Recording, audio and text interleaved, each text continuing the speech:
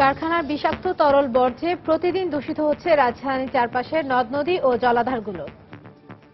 ফসল চাষাবাদ করলে ফসল মারা যায়, শারীরিক অবস্থা খারাপ। পানির কাছে আসলেই বোঝা যায় যে টিভি ব্যবহার করা হচ্ছে না। পরিবেশবিদরা বলছেন উন্নত প্রযুক্তিতে বর্জ্য শোধনাগার স্থাপন সম্ভব, বেশি খরচের অজুহাত সংশ্লিষ্টদের। প্রত্যেকদিন যে কেমিক্যাল কস্টিং হয়, এই কেমিক্যাল কস্টিং এর জন্য ওনারা মূলত ইটিপি চালাতে আগ্রহী না। একটা ওয়েস্ট ওয়াটারের জন্য শুধু ফিজিক্যাল আর কেমিক্যাল দরকার, অথবা ফিজিক্যাল আর বায়োলজিক্যাল দরকার। আমি যদি কোনো একটাকে বাদ দিতে পারি তাহলে কিন্তু 1/3 কস্ট এমনিতে কমে যাচ্ছে। কারখানাগুলোর বিরুদ্ধে নিয়মিত অভিযান চলছে, মন্ত্রণালয়ের দায় সারা জবাব। যে সমস্ত ফ্যাক্টরিতে ইটিপি নাই সেগুলো আমরা পর্যায়ক্রমে বন্ধ করে দেব। দেখছিলেন প্রধান শিরোনাম। দুপুরের সময়ের সঙ্গে আছি আমি সাইফুল রুদ্র এবং আমি ইশরাত জাহান। এবার অন্যান্য শীর্ষ সংবাদ। ৭১ মানবতা বিরোধী অপরাধের মামলায় মৃত্যুদণ্ডপ্রাপ্ত বিএনপি নেতা সালাউদ্দিন কাদের চৌধুরীর আপিল শুনানি শেষ। চূড়ান্ত রায় ২৯ জুলাই। অভিজিৎকে হত্যা করেছে উগ্রবাদী সংগঠন আনসারুল্লাহ বাংলা টিম, নিশ্চিত করল ডিবি। জড়িত ৭ জনকে শনাক্ত। ব্রাজিল থেকে আনা গম নিয়ে ষড়যন্ত্র করছে একটি বিশেষ রাজনৈতিক মহল। সংসদে খাদ্যমন্ত্রী আবারও বললেন পরীক্ষা করার কথা। মগবাজার মৌচাক ফ্লাইওভারের কাজ নির্ধারিত সময়ে শেষ না হওয়ায় জনদুর্ভোগ চরমে। চলতি বছরের শেষে যান চলাচলের জন্য একটি অংশ খুলে দেওয়ার সিদ্ধান্ত। এবং সিরিজের শেষ টি-20তে বাংলাদেশের বিপক্ষে টস জিতে বড় সংগ্রহের পথে দক্ষিণ আফ্রিকা। উৎসাহ যোগাতে স্টেডিয়ামে টাইগার সমর্থকদের ভিড়।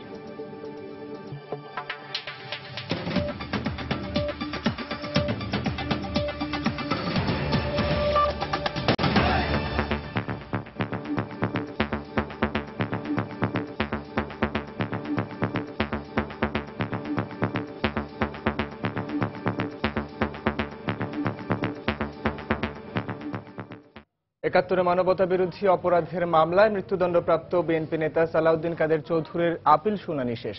আগামী ২৯ জুলাই চূড়ান্ত রায় ঘোষণার দিন ধার্য করেছেন আদালত। প্রধান বিচারপতি এস.কে সিনহার নেতৃত্বে আপিল বিভাগের ৪ সদস্যের বেঞ্চ উভয় পক্ষের যুক্তিতর্ক উপস্থাপন শেষে দুপুরে রায়ের এই দিন ধার্য করেন। একাত্তরে চট্টগ্রামের রাউজানে হত্যা, গণহত্যা, অপহরণ, নির্যাতন সহ ৯টি অভিযোগে ২০১৩ সালের ১ অক্টোবর বিএনপির এই নেতার ফাঁসির আদেশ দেন ট্রাইব্যুনাল। পরে ওই বছরের ২৯ অক্টোবর এই রায়ের বিরুদ্ধে আপিল করেন তিনি। এর প্রায় ২ বছর পর গত ১৬ জুন আপিল শুনানি শুরু হয়। ১৩ কার্যদিবস শুনানি শেষে রায়ের দিন ধার্য করেন আদালত। এর আগে গতকাল সালাউদ্দিন কাদেরের পক্ষে যুক্তিতর্ক উপস্থাপন আজকের মধ্যে শেষ করার নির্দেশ দিয়েছিলেন আপিল বিভাগ। এদিকে মৃত্যুদণ্ড বহাল থাকবে বলে আশা প্রকাশ করেছে রাষ্ট্রপক্ষ। দ্বন্দ্ব কমানোর ব্যাপারে আদালতের সামনে দোষ স্বীকার করার দরকার হয় না, কিন্তু ওনারা কেন মৃত্যুদণ্ড থেকে এটা কমাতে চান সেই কোন যুক্তি অন্ততপক্ষে আমি বুঝতে পারিনি। যেহেতু আমরা যে ৩টি অপরাধের ব্যাপারে ২০ বছর করে কারাদণ্ড, তার বিরুদ্ধে রাষ্ট্রপক্ষ কোনো আপিল করিনি আমরা, কাজে সেখানে ফাঁসি তো আর চাইতে পারি না আমরা। কিন্তু আমার প্রত্যাশা হলো যেই ৪টি অভিযোগে তার ফাঁসি আছে সেটা যাতে বহাল থাকে। নিষিদ্ধ ঘোষিত উগ্রবাদী সংগঠন আনসারুল্লাহ বাংলা টিম অভিজিৎ রায়কে হত্যা করেছে বলে নিশ্চিত করেছে গোয়েন্দা পুলিশ। হত্যাকাণ্ডের সঙ্গে ৭ জনকে শনাক্ত করা সম্ভব হয়েছে বলে জানান গোয়েন্দা পুলিশের যুগ্ম কমিশনার মনিরুল ইসলাম। তবে শনাক্ত হওয়াদের অবস্থা নিশ্চিত করতে কাজ করছেন তারা। খান মোহাম্মদ রুমেলের রিপোর্ট। ২৬ ফেব্রুয়ারি রাতে বইমেলা থেকে ফেরার পথে কুপিয়ে হত্যা করা হয় লেখক ব্লগার অভিজিৎ রায়কে। এ সময় গুরুতর আহত হন তার স্ত্রী রাফিদা আহমেদ বন্যা। মামলার তদন্তে ঢাকা মহানগর গোয়েন্দা পুলিশকে সহায়তা করতে দেশে আসে মার্কিন গোয়েন্দা সংস্থা federal bureau of investigation FBI এর প্রতিনিধি দল। হত্যাকাণ্ডের প্রায় ৫ মাস পর গোয়েন্দা কর্মকর্তা বললেন আনসারুল্লাহ বাংলা টিম অভিজিৎ রায়কে হত্যা করেছে বলে নিশ্চিত হয়েছেন তারা। হত্যাকারীদের সবাই আধুনিক শিক্ষায় শিক্ষিত বলেও জানান গোয়েন্দা কর্মকর্তা। এই হত্যাকাণ্ডের সাথে সরাসরি জড়িত ৭ জনকে আমরা চিহ্নিত করতে পেরেছি।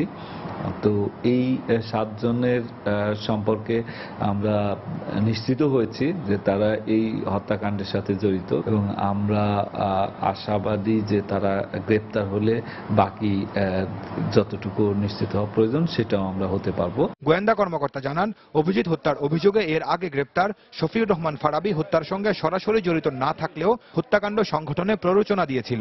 শফিউর রহমান ফারাবী যেহেতু এই ঘটনাটির ক্ষেত্রে ইন্ধন দিয়েছে, এইভাবে প্রকাশ্যে মানে ফেসবুকের মাধ্যমে, সোশ্যাল মিডিয়ার মাধ্যমে তার এই বক্তব্য শুনেই অনুপ্রাণিত হয়ে এই হত্যাকাণ্ডটি সংঘটিত হয়েছে বলে আমরা মনে করছি। অভিজিৎ হত্যাকাণ্ডের পর ঢাকায় ওয়াশিকুর এবং সিলেটে অনন্ত বিজয় দাস হত্যার পেছনেও আনসারুল্লাহ বাংলা টিম জড়িত থাকতে পারে বলে ধারণা গোয়েন্দাদের। খান মোহাম্মদ রুমেল, সময় সংবাদ, ঢাকা। রাজধানীর উত্তরা থেকে আন্তর্জাতিক নারী পাচারকারী চক্রের 3 নারী সদস্য সহ 5 জনকে আটক করেছে র্যাব। গত রাতে উত্তরার বিভিন্ন স্থানে অভিযান চালিয়ে তাদের আটক করা হয়। এ সময় তাদের কাছ থেকে 195টি ভুয়া পাসপোর্ট উদ্ধার করা হয়। র্যাব জানায়, জনশক্তি রফতানির সঙ্গে জড়িত লাইসেন্সবিহীন একটি প্রতিষ্ঠান দালালদের মাধ্যমে নারী শ্রমিক সংগ্রহ করত। পাশাপাশি সৌদি আরবে চাকরি দেবার প্রলোভন দেখিয়ে তাদের কাছ থেকে টাকা নেওয়া হতো।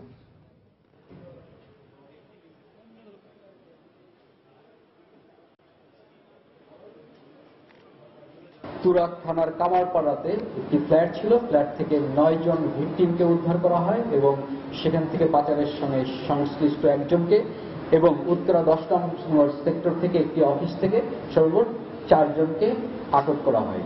আল আতিফ বিডি লিমিটেড একটি ফার্ম, বেসিক্যালি এই ফার্মটি জনশক্তি রপ্তানির সঙ্গে এর কোনো সম্পৃক্ততা নাই, তার কোনো উপযুক্ত এবং কোনো লাইসেন্স কোম্পানিটি দেখাতে পারেনি। আমরা যাদেরকে আটক করেছি তাদের সবাইকে আসলে সৌদি আরবে চাকরি দেওয়ার প্রলোভন দিয়ে এখানে জমায়েত করা হয়েছিল। একটি বিশেষ রাজনৈতিক মহল ও কিছু গণমাধ্যম ব্রাজিল থেকে আমদানি করা গম নিয়ে ইস্যু সৃষ্টি করছে বলে অভিযোগ করেছেন খাদ্যমন্ত্রী অ্যাডভোকেট কামরুল ইসলাম। সকালে সংসদ অধিবেশনে এক সম্পূরক প্রশ্নের জবাবে তিনি এই কথা বলেন। এ সময় মন্ত্রী বলেন, এই গম কেউ পরীক্ষা করতে চাইলে খাদ্য মন্ত্রণালয় সহযোগিতা করবে। তিনি সংসদে আবারও দাবি করেন, ব্রাজিল থেকে আমদানি করা গম খাওয়ার উপযোগী। আমাকে নিয়ে যে সমস্ত কথাবার্তা, যে সমস্ত পরীক্ষা রাজনৈতিক উদ্দেশ্য পর্যন্ত কথাবার্তা বলছে, বেগম খালেদা জিয়া পর্যন্ত এটাকে একটি ইস্যু তৈরি করছেন।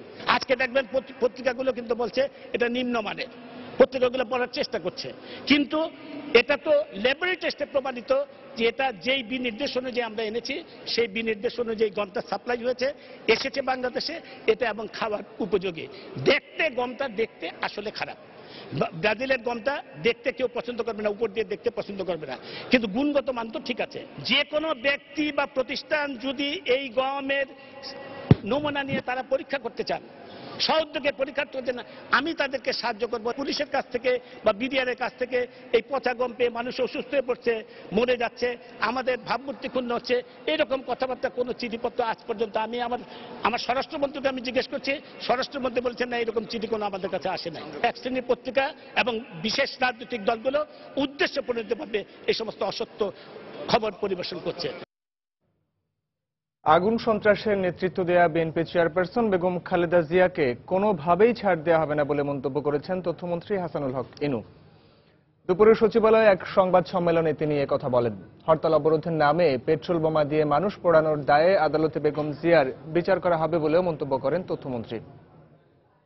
বেগম খালেদা জিয়া যতই মিথ্যাচার করুন না কেন, তিনি আগুন সন্ত্রাস, আগুনে পুড়িয়ে মানার হত্যার দায় থেকে রেহাই পাবেন না। আইন আদালত ও জনতার আদালতে তার বিচার হবে। আমি আবারও বলবো, বেগম খালেদা জিয়া সহ আগুন সন্ত্রাসের সঙ্গে যুক্ত যারা, অথবা 71-এর খুনি, 75-এর খুনি, 21শে আগস্টের খুনিদের রেহাই দেওয়া মানে হচ্ছে গণতন্ত্রের মৃত্যুদণ্ডে। পল্লী অবকাঠামো উন্নয়নে 5 বছরে 284 জন সংসদ সদস্যের প্রত্যেককে 20 কোটি টাকা করে বরাদ্দ দেবে সরকার। সকালে প্রধানমন্ত্রী শেখ হাসিনার সভাপতিত্বে অনুষ্ঠিত একনেক সভায় এসব প্রকল্পের অনুমোদন দেওয়া হয়। সভায় 10,553 কোটি 42 লাখ টাকা ব্যয়ে 8টি প্রকল্পের অনুমোদন দিয়েছে জাতীয় অর্থনৈতিক পরিষদের নির্বাহী কমিটি একনেক। সভা শেষে পরিকল্পনা মন্ত্রী আহম মুস্তফা কামাল এক সংবাদ সম্মেলনে এসব কথা জানান। প্রকল্পগুলোর মধ্যে পল্লী অবকাঠামো উন্নয়ন প্রকল্পের প্রাক্কলিত ব্যয় ধরা হয়েছে 6,073 কোটি 44 লাখ টাকা। প্রকল্পের আওতায় পুলিশের 19টি ইউনিটে অস্ত্রাগার নির্মাণ, উপজেলা ও ইউনিয়ন সড়কে সেতু নির্মাণ, বিজেপির উন্নয়নে 2টি প্রকল্পের অনুমোদন দেওয়া হয়। এছাড়াও মে মাসের তুলনায় জুনে দেশে সার্বিক মূল্যস্ফীতি 0.6% বেড়েছে বলেও জানান পরিকল্পনা মন্ত্রী। জুনে সার্বিক মূল্যস্ফীতি বেড়ে দাঁড়িয়েছে 6.25%।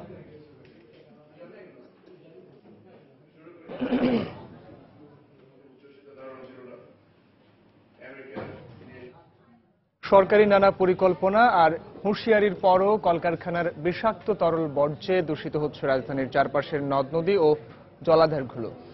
এতে পরিবেশ দূষণের সঙ্গে পাল্লা দিয়ে বাড়ছে নানা রোগ ব্যাধি। অথচ নির্ধারিত সময় পেরিয়ে গেলেও তরল বর্জ্য শোধনাগার স্থাপন করেনি অধিকাংশ কলকারখানা। আবার যারা স্থাপন করেছেন বেশি খরচের অজুহাতে তাদের অনেকেই বন্ধ রাখছেন তাদের শোধনাগার। আরো জানাচ্ছেন জাফর সাদিক। রাজধানীর শ্যামপুর কদমতলী এলাকা, এখানে প্রায় 70টি ছোট বড় ডাইং কারখানা আছে। বেশিরভাগ কারখানাতেই নেই তরল বর্জ্য পরিশোধনাগার। ফলে এসব কারখানার বিষাক্ত বর্জ্য ড্রেন হয়ে গিয়ে মিশছে বুড়িগঙ্গার পানিতে। একই চিত্র রাজধানীর পাশের ঢাকা ইপিজেড এলাকায়। উচ্চ মর্যাদাপূর্ণ শিল্প এলাকা হিসেবে এখানে প্রতিটি কারখানাতেই থাকার কথা বর্জ্য শোধনাগার, অথচ ইপিজেডের পেছনের এই খালটি দিয়ে দিনে দুপুরেই ফেলা হয় বিষাক্ত তরল। ফসল চাষাবাদ করলে ফসল মারা যায়, শারীরিক অবস্থা খারাপ, বিভিন্ন রোগ ধরে। পানির কাছে আসলেই বোঝা যায় যে টিভি ব্যবহার করা হচ্ছে না। দিনে যেমন দুর্গন্ধ, সন্ধ্যার পরে আরো বেড়ে যায়। শিল্প সংশ্লিষ্টরা বর্জ্য শোধনাগার স্থাপনে অধিক খরচের অজুহাত দেখালেও পরিবেশবিদরা বলছেন উন্নত প্রযুক্তি ব্যবহার করে কম খরচেও বর্জ্য শোধন করা সম্ভব। প্রত্যেকদিন যে কেমিক্যাল কস্টিং হয়, এই কেমিক্যাল কস্টিং এর জন্য ওনারা মূলত ইটিপি চালাতে আগ্রহী না। একটা ওয়েস্ট ওয়াটারের জন্য শুধু ফিজিক্যাল আর কেমিক্যাল দরকার, অথবা ফিজিক্যাল আর বায়োলজিক্যাল দরকার। আমি যদি কোনো একটাকে বাদ দিতে পারি তাহলে কিন্তু 1/3 কস্ট এমনিতে কমে যাচ্ছে, এবং রেগুলার যে রানিং কস্ট সেটাও কিন্তু কমে যাবে। আর পরিবেশ মন্ত্রণালয়ের দাবি, বর্জ্য শোধনাগারবিহীন কারখানাগুলোর বিরুদ্ধে নিয়মিত অভিযান চলছে। ইটিপি ছাড়া কোনো ফ্যাক্টরি আমরা চলতে দেব না, এবং যে সমস্ত ফ্যাক্টরিতে ইটিপি নাই সেগুলো আমরা পর্যায়ক্রমে আমরা বন্ধ করে দেব। আমাদের এই অভিযান চলবে। ঢাকার চারপাশের নদীগুলো বাঁচাতে প্রধানমন্ত্রীর নির্দেশে বিশেষ ব্যবস্থা নেওয়ার কথা ছিল পরিশোধন ছাড়া কলকারখানার বিষাক্ত বর্জ্য নদীতে ফেলা বন্ধ করা হবে। এরপর বহু পানি গড়িয়েছে বুড়িগঙ্গা, বংশী, তুরাগ আর শীতলক্ষায়। কিন্তু অবস্থা যা ছিল তাই আছে। সংশ্লিষ্টরা মনে করছেন দূষণ বন্ধ করে নদী বাঁচাতে যা করার তা করতে হবে খুব দ্রুতই। জাফর সাদিক, সময় সংবাদ, ঢাকা। দুপুরের সময় আরো থাকছে। নওগাঁয় সেপটিক ট্যাঙ্ক পরিষ্কার করতে গিয়ে বিষক্রিয়ায় একই পরিবারের 2 জন সহ 4 জনের মৃত্যু। মগবাজার মৌচাক ফ্লাইওভারের একটি অংশ চলতি বছরের শেষে যান চলাচলের জন্য খুলে দেওয়া হবে বলে জানিয়েছেন প্রকল্প পরিচালক। এদিকে প্রকল্পের বাকি 2টি অংশের কাজ আগামী বছরের মাঝামাঝির আগে শেষ হচ্ছে না বলেও জানিয়েছেন তিনি। এদিকে দীর্ঘদিন ধরে কাজ চলায় প্রকল্প এলাকার সড়কগুলোতে যান চলাচলে দুর্ভোগ তো ছিলই, চলতি রমজানে সেই দুর্ভোগ ঠেকেছে চরমে। আরো জানাচ্ছেন আতিকুর রহমান তমাল। প্রকল্পের নাম মগবাজার মৌচাক ফ্লাইওভার। প্রায় 8.25 কিলোমিটার দীর্ঘ ফ্লাইওভারটির নির্মাণ কাজ শুরু হয় 2013 সালে। 2 বছর প্রকল্পের মেয়াদ হিসেব মোতাবেক শেষ হওয়ার কথা ছিল চলতি বছরের ফেব্রুয়ারিতে, কিন্তু 2 বছরের বেশি সময় পরও কাজ চলছে। নামে মগবাজার মৌচাক ফ্লাইওভার হলেও বাস্তবে প্রকল্পটি বিস্তৃত তেজগাঁও 7 রাস্তা, বাংলা মোটর, মালিবাগ, রাজারবাগ এবং শান্তিনগর পর্যন্ত। দীর্ঘদিন ধরে কাজ চলায় ব্যস্ততম এই এলাকাগুলোতে দিনের পর দিন দুর্ভোগ পোহাচ্ছেন লাখ লাখ মানুষ। এই এলাকায় ধরেন যদি আমি সময় নিয়ে আসি আধা ঘন্টা, সেই জায়গায় 2 ঘন্টা হয় না। মগবাজার মালিবাগের রাস্তা হচ্ছে ভাঙাচোরা রাস্তা, চলাফেরাটা খুবই খারাপ হয়েছে। শুধু প্রকল্প এলাকার সড়কগুলোই নয়, দুর্ভোগ পোহাতে হচ্ছে এসব এলাকা সংলগ্ন অন্যান্য সড়কগুলোতেও। আর চলতি রমজানে সেই দুর্ভোগ ঠেকেছে চরমে। রমজান আসায় 2:30 থেকে 5টা পর্যন্ত মানে বাসায় যাইয়া ইফতার করা খুবই কষ্টকর হয়ে যায়।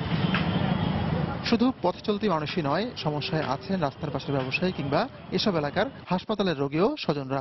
একটা রোগী যদি রাস্তাতেই আধা ঘন্টা আটকে থাকে আর তার যদি একটা ইমার্জেন্সি অবস্থা হয়, সে কিভাবে একটা হাসপাতালে পৌঁছাবে? মূলত ফ্লাইওভারটির কাজ চলছে 3টি ভাগে। প্রকল্পটির পরিচালক বলছেন এবছরের শেষে একটি অংশ যান চলাচলের জন্য খুলে দেওয়া হবে। 7 রাস্তার মোড় থেকে হলি ফ্যামিলি হসপিটাল পর্যন্ত এটা আমরা আপ্রাণ চেষ্টা করছি যাতে করে এই বছরের শেষ নাগাদ একটা পর্যায়ে ট্রাফিক উন্মুক্ত করার জন্য। স্কার্টন থেকে যেটা ওয়্যারলেস গেট পর্যন্ত যাবে যে দুটা কাজ পূর্বে যেটা শুরু হয়েছে সেটার ক্ষেত্রে আমাদের একই প্রচেষ্টা অব্যাহত আছে। আর রামপুরার যেটা সেটা তেমনি নির্ধারিত সময়ই অনেক পরে, 2016-তে আশা করছি আমরা শেষ হবে। জনদুর্ভোগের কথা স্বীকার করে তিনি আরো জানান, যেহেতু রাস্তা চালু রেখে কাজগুলো করতে হচ্ছে তাই দুর্ভোগ কিছুটা পোহাতেই হচ্ছে। যেহেতু আমরা কাজটা চলমান সেই কারণে আমার মিনিমাম একটা ওয়ার্কিং স্পেস নিতেই হয়, আদারওয়াইজ যদি কাজটা টোটাল বন্ধ করে দিই তাহলে কাজটা তো শেষ হবে না। সেসব এলাকার মানুষগুলো বলছেন উন্নয়নের স্বার্থে ভোগান্তি সহ্য করতে হবে, এটাই স্বাভাবিক, কিন্তু প্রকল্পের ধীরগতিতে সেই ভোগান্তি যেন দীর্ঘ থেকে দীর্ঘতর না হয়। আতিকুর রহমান তমাল, সময় সংবাদ, ঢাকা। নওগাঁয় সেপটিক ট্যাঙ্ক পরিষ্কার করতে গিয়ে বিষক্রিয়ায় একই পরিবারের 2 জন সহ 4 জনের মৃত্যু হয়েছে। ভোরে সদর উপজেলার গোয়ালি গ্রামে এই ঘটনা ঘটে। প্রত্যক্ষদর্শীরা জানান, ওই গ্রামের দিলবরের বাড়ির সেপটিক ট্যাঙ্ক পরিষ্কার করার সময় অসাবধানতায় 2 জন কর্মী পড়ে যায়। এ সময় বিষক্রিয়ায় তারা অসুস্থ হয়ে পড়েন। পরে তাদেরকে উদ্ধারে আরও 2 জন নামলে তারাও অসুস্থ হয়ে পড়েন। এতে ঘটনাস্থলেই 1 জন ও নওগাঁ সদর হাসপাতালে নেয়ার পর আরও 3 জনের মৃত্যু হয়। এদিকে নিহতদের বাড়িতে চলছে শোকের মাতম। একসাথে চাচা ও ভাতিজাকে হারিয়ে শোকে স্তব্ধ পরিবারের সদস্যরা।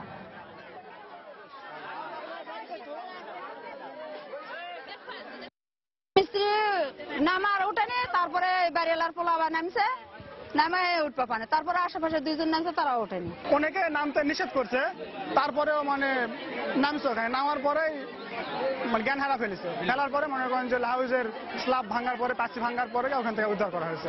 অক্সিজেনের কারণে এই 4 জন মারা যায়। এই 4 জন লোক মারা যাওয়ার কারণে আমাকে পুরা এলাকাটা শোকের ছায় নামে আসছে।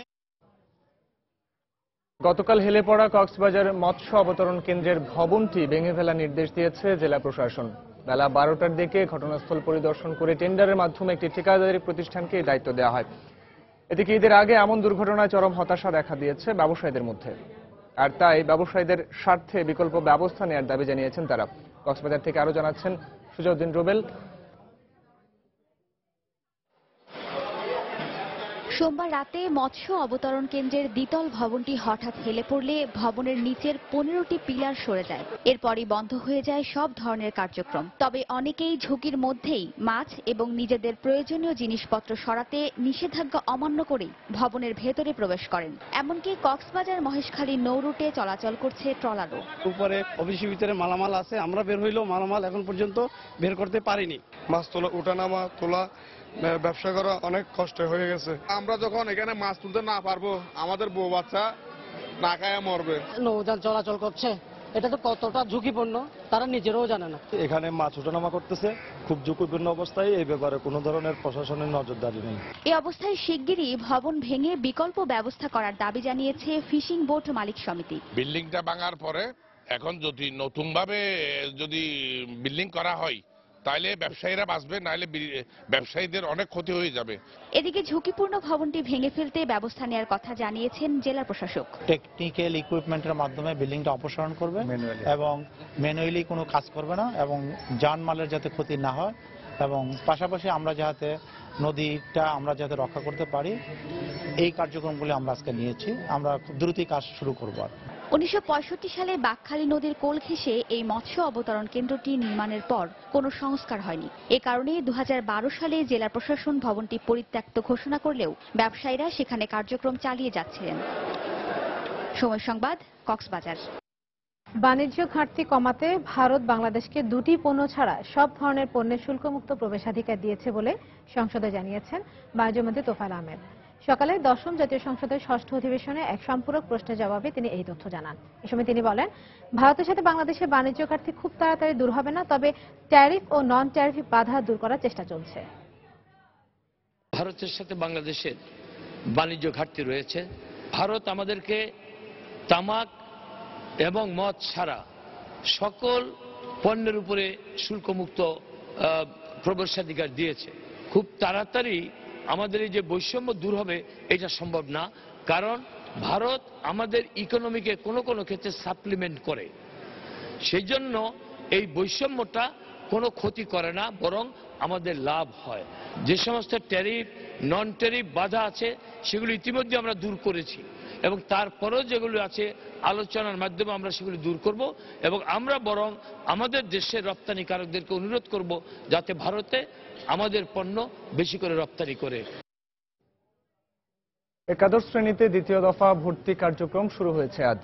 এর আগে সোমবার সন্ধ্যায় একাদশ শ্রেণীতে ভর্তির জন্য দ্বিতীয় দফা তালিকা প্রকাশ করে শিক্ষা মন্ত্রণালয়। দ্বিতীয় দফায় মোট 17,647 জন শিক্ষার্থী ভর্তির সুযোগ পাচ্ছেন। এর মধ্যে প্রথম তালিকায় স্থান না পাওয়া 10,726 জন শিক্ষার্থী এবং 6,921 জন শিক্ষার্থী কলেজ পরিবর্তনের সুযোগ পাবেন। নতুন তালিকা প্রকাশের পর মঙ্গলবার সকাল থেকে রাজধানীর বিভিন্ন কলেজে ভিড় জমায় ভর্তির ছোড়া। এর আগে গত 28 জুন একাদশ শ্রেণীর প্রথম দফা ভর্তির তালিকা প্রকাশ করে শিক্ষা মন্ত্রণালয়। অন্যদিকে ভর্তি জটিলতা নিরসনের দাবিতে রাজধানীর ভিকারুন্নিসা নূন স্কুল অ্যান্ড কলেজের সামনে রাস্তা অবরোধ করে মানববন্ধন করেছে শিক্ষার্থী ও অভিভাবকরা। আমি A+ পেয়েছি, কিন্তু ফার্স্ট মেরিট লিস্টে আমার নাম আসে নাই, এমনকি সেকেন্ড মেরিট লিস্টে আমার নাম আসে নাই। তো এখন পরে কি আসবে নাকি আসবে না তাও আমি বুঝতে পারছি না। মাইগ্রেশনের রেজাল্টই আসলো না, ওই আগের মতো একই বিএন কলেজ আসে, তারপরে মানে মাইগ্রেশনের রেজাল্ট আসে।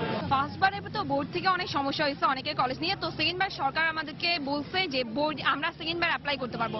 তো আমরা অনেকেই সেকেন্ডবার মানে যাদের সমস্যা ছিল কলেজের তারা সেকেন্ডবার অ্যাপ্লাই করছে। অ্যাপ্লাই করার পর ওরা বলতেছে যে আমাদের ভিকারুন্নিসা আসছে। এখন হচ্ছে আমরা আসে বসে আছি, কোনো রেসপন্স নাই আমাদেরকে। এখন সেকেন্ড টাইমও আমাদের যদি ভর্তিটা বাতিল হয়ে যায় দেন আমরা কোন কলেজে যাব? ঈদে ঘরমুখী মানুষের জন্য মহাসড়ক জন দুর্ভোগের কারণ হবে না বলে মন্তব্য করেছেন সড়ক পরিবহন ও সেতুমন্ত্রী ওবায়দুল কাদের। এছাড়া শাহজালাল আন্তর্জাতিক বিমানবন্দর থেকে আশুলিয়ার বাইপাইল পর্যন্ত এলিভেটেড এক্সপ্রেসওয়ের কাজ দ্রুত শুরু করা হবে বলেও জানান তিনি। সকালে ঢাকা আশুলিয়া মহাসড়ক পরিদর্শন শেষে এসব কথা বলেন মন্ত্রী। আমাদের ইঞ্জিনিয়ারদের পরিষ্কারভাবে আমি নির্দেশ দিচ্ছি যে এবার যদি রাস্তার জন্য কোথাও জনদুর্ভোগ হয় তাহলে তাদের কপালেও দুর্ভোগ। আমাদের প্রস্তুতি প্রায় সম্পন্ন। ইনশাল্লাহ আগামী বছর ঢাকা এলিভেটেড এক্সপ্রেসওয়ের মতো বাইপাইল থেকে এয়ারপোর্ট পর্যন্ত এলিভেটেড এক্সপ্রেসওয়ে নির্মাণের কাজ শুরু।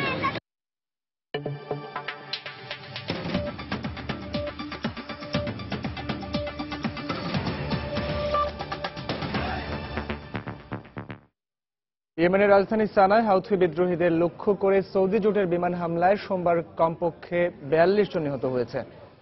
একই দিন বন্দনগরী এডেনের একটি বাজারে জোটের বিমান হামলায় মারা গেছেন অন্তত 45 জন বেসামরিক নাগরিক। এসব হামলায় আহত হয়েছে অর্ধশতাধিক মানুষ।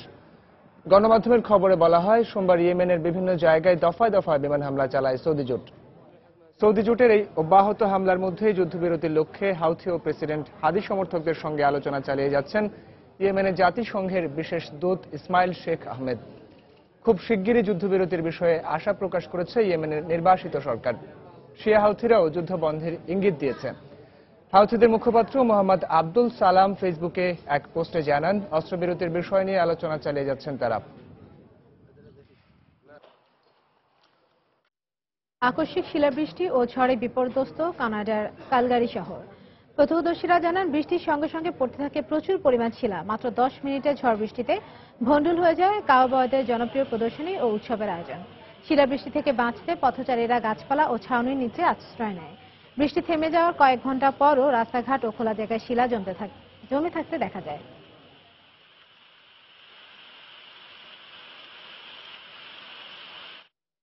এদিকে কানাডার পশ্চিমাঞ্চলে দাবানল ছড়িয়ে পড়ার ঘটনায় এখন পর্যন্ত 13,000 অধিবাসীকে নিরাপদে সরিয়ে নেওয়া হয়েছে। আশ্রয় দেওয়া হয়েছে আলবের্টা প্রদেশ ও কোল্ড লেক শহরে। আগুন নিয়ন্ত্রণে সেনাবাহিনীর 1,400 সদস্য নিয়োজিত রয়েছে বলে জানিয়েছে কর্তৃপক্ষ। ব্রিটিশ কলম্বিয়া ও সাসকাচেওয়ান বা রাজ্যের বিভিন্ন দিকে 112টি খণ্ডে এই আগুন ক্রমশ ছড়িয়ে পড়ায় তা নিয়ন্ত্রণ পেতে বেগ পেতে হচ্ছে। এই অবস্থা চলতে থাকলে গৃহহীন মানুষের সংখ্যা আরও বাড়তে পারে বলে উদ্বেগ প্রকাশ করে সেনাবাহিনী সবাইকে আগুন নেভাতে এগিয়ে আসার আহ্বান জানিয়েছে। এরই মধ্যে আশপাশের বেশ কয়েকটি গ্রামে সতর্কতা জারি করা হয়েছে। শুষ্ক আবহাওয়ার কারণে এই মৌসুমে রাজ্যটিতে দাবানল ছড়িয়ে পড়ার প্রবণতা থাকলেও কেউ উদ্দেশ্য প্রণোদিতভাবে আগুন ধরাতে পারে বলেও সন্দেহ করছে স্থানীয় পুলিশ।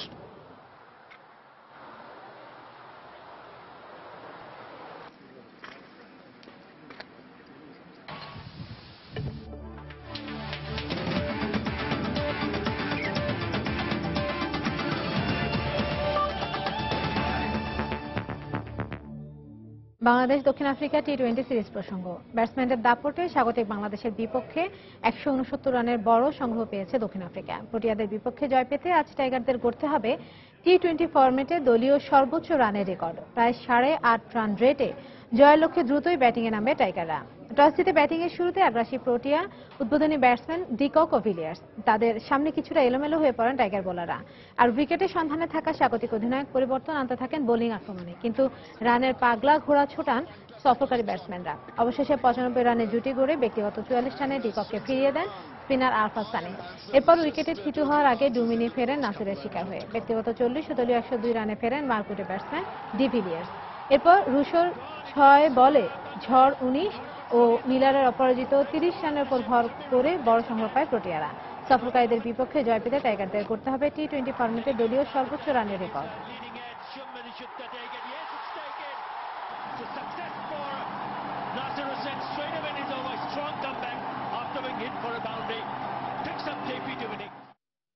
এদিকে প্রথম টি-20-র মতো দ্বিতীয় টি-20তেও টাইগারদের অনুপ্রেরণা দিতে বর্ণিল সাজে স্টেডিয়ামে জড়ো হয়েছেন টাইগার সমর্থকরা। তাদের প্রত্যাশা, প্রোটিয়াদের বিপক্ষে আজ জয় তুলে নিয়ে সমতা দিয়ে সিরিজ শেষ করবে স্বাগতিকরা। গত ম্যাচে আমাদের ম্যাচ জিততে পারে নাই, ইনশাআল্লাহ আমরা আশা রাখি এবার আমাদের ম্যাচ জিতবে বাংলাদেশ। হ্যাঁ, হার জিত থাকবে, তো বাংলাদেশের জন্য সবসময় আমাদের শুভকামনা থাকবে, বাংলাদেশ দলের পাশে থাকবো। প্রথম আসলাম স্টেডিয়ামে খেলা দেখতে, অবশ্যই জিততেই হবে। বাংলাদেশ সেরকম একটা দল যে কোনো মুহূর্তে, যে কোনো ব্যাপারে, যে কোনো ক্ষেত্রে তারা ভালো করতে পারে। বোলিং এ বাংলাদেশ দেখা যায় বাংলাদেশ ঠিক আছে, বাট ব্যাটিং এ তাদের অনেকটা উইকনেস ছিল, প্রত্যেকটা ব্যাটিং এ উইকনেস ছিল, তারা পার্টনারশিপ করতে পারেনি। গত ম্যাচে যে স্পিনাররা দারুণ অ্যাটাক শুরু করেছিল, ওটা তাদের কন্টিনিউ করে রাখতে হবে। এবং ব্যাটিং যে এটা ছিল যে ব্যাটিং অর্ডারটা প্রথম দিকে যে সৌম্য তামিমের যে খারাপটা শুরু করেছিল, আশা করি ওই খারাপটা কাটিয়ে উঠবে। দুপুরের সময় এই পর্যায়ে শীর্ষ সংবাদগুলো জানিয়ে দিচ্ছি আর একবার। ৭১ মানবতা বিরোধী অপরাধের মামলায় মৃত্যুদণ্ডপ্রাপ্ত বিএনপি নেতা সালাউদ্দিন কাদের চৌধুরীর আপিল শুনানি শেষ। চূড়ান্ত রায় 29 জুলাই। অভিজিৎকে হত্যা করেছে উগ্রবাদী সংগঠন আনসারুল্লাহ বাংলা টিম, নিশ্চিত করল ডিবি। জড়িত 7 জনকে শনাক্ত। ব্রাজিল থেকে আনা গম নিয়ে ষড়যন্ত্র করছে একটি বিশেষ রাজনৈতিক মহল। সংসদে খাদ্যমন্ত্রী আবারও বললেন পরীক্ষা করার কথা। কলকারখানার বিষাক্ত বর্জ্যে দূষিত হচ্ছে রাজধানীর চারপাশে নদ নদী। পরিবেশ দূষণের পাশাপাশি বাড়ছে রোগ ব্যাধি। সরকারি হুঁশিয়ারির পরও নেই উদ্যোগ। সিরিজের শেষ টি-20তে বাংলাদেশের বিপক্ষে টস জিতে বড় সংগ্রহের পথে দক্ষিণ আফ্রিকা। উৎসাহ যোগাতে স্টেডিয়ামে টাইগার সমর্থকদের ভিড়। দর্শক, এই ছিল দুপুরের সময়। যে কোনো খবর পেতে ভিজিট করুন সময় নিউজ.টিভি। সঙ্গে থাকুন সময়।